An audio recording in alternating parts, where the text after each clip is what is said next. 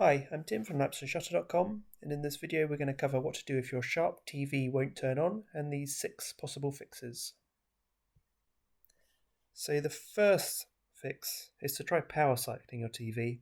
It's often the best way to fix any TV, as it will clear out any issues with non-permanent memory and reset your main board without losing your personal settings. So make sure your TV is switched off and unplug it. Hold down the physical power button on the TV for at least 15 seconds. Wait for at least 2 minutes for any residual power to drain from the TV's capacitors, and then plug your TV back in and try switching it on. Although this seems a very basic step, don't overlook it, because in the vast majority of cases a simple soft reset fixes most issues.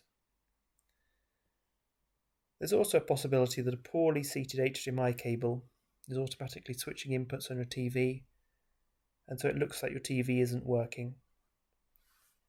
Take out any HDMI cables and then just try switching it on using the power button on the TV itself.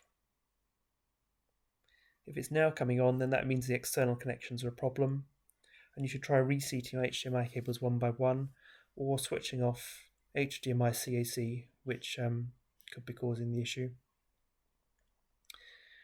If you're only using your TV remote, then make sure that it doesn't have low batteries.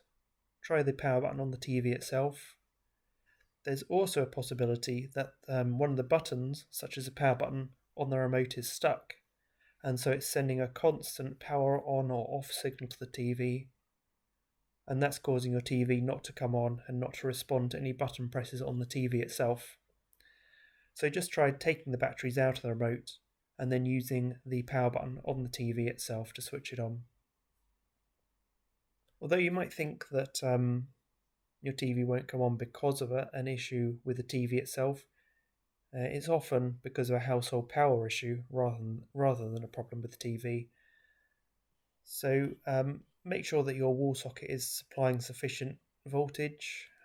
Remove any surge interrupters or smart plugs. Surge interrupters are a common cause of TVs not coming on. So make sure that there's a direct line of sight between your wall socket and TV. You can also try using a wall socket on the other side of the room. And also make sure to look for damage to the power cord. So you, in particular, looking for kinks and knots in the power cord, and if you have a replacement available, try that. You should also have a look at the power connector on your TV and confirm that the port's free from corrosion, dirt and dust.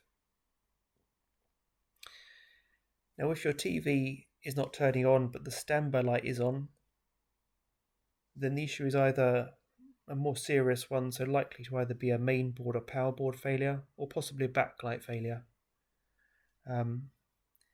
Either the TV is coming on but it doesn't appear to be because the backlight has failed, or a failure in one of the LEDs in the backlight is causing the main board to send a signal to not allow the TV to come on to prevent any further damage.